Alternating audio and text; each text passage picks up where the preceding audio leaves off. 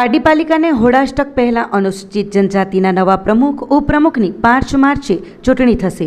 શિરીષકુમાર પટેલ, ઉષાબેન પટેલ અને કિરણ પટેલ આ ત્રણેયના નામો પ્રબળ દાવેદાર તરીકે ચર્ચામાં રહ્યા છે। ઉપપ્રમુખ પદ માટે નેહા પટેલ, ભૂમિ પારેખ અને પ્રિયંકા પટેલના નામો ચર્ચામાં રહ્યા છે। પારડી નગરપાલિકાની સામાન્ય ચૂંટણીમાં ભાજપના 28 પૈકી 22 સભ્યો ચૂંટાઈ આવ્યા છે। બહુમતી સાથે ભાજપ સત્તા પર આવી ગયું છે, પરંતુ હજી સુધી પ્રમુખ ઉપપ્રમુખ કોણ બનશે તે અંગે કોઈ ફોડ પાડ્યો નથી।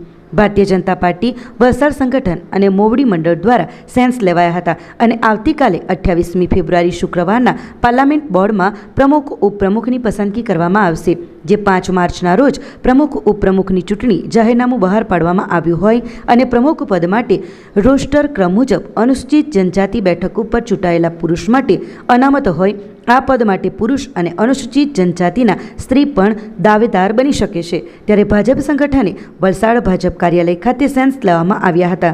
પારડી નગરપાલિકાના પ્રમુખ પદ માટે દાવેદાર તરીકે ચર્ચાઓમાં રહેલા નામોમાં શિરીષકુમાર જી પટેલ, ઉષાબેન યોગેશભાઈ પટેલ અને કિરણ વી પટેલ આ ત્રણેયના નામો પ્રબળ દાવેદાર તરીકે ચાલી રહ્યા હોય તે પૈકી કોઈ એક ઉપર પસંદગીનું કળશ ઢોળાઈ શકે છે, જ્યારે ઉપપ્રમુખ માટે પાર્ટી મહિલાને ચાન્સ આપી શકે છે, જેમાં નેહા પટેલ, ભૂમિ પારેખ અને પ્રિયંકા પટેલના નામો ચાલી રહ્યા છે। જો કે ભાજપ છેલ્લી ઘડીએ કોને તાજ પહેરાવશે એ તો સમય પર જ ભેદ ખુલશે।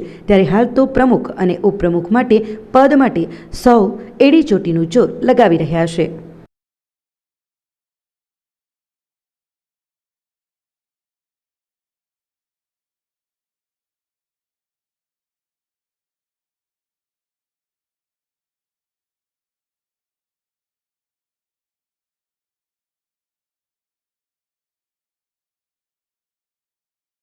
આપણી સંકલ્પ ન્યૂઝ ચેનલને સબસ્ક્રાઇબ અને લાઇક કરો, બેલ આઇકન દબાવો જેથી આવનાર ન્યૂઝ અપડેટ્સની નોટિફિકેશન આપના મોબાઈલ પર સૌથી પહેલા પહોંચે।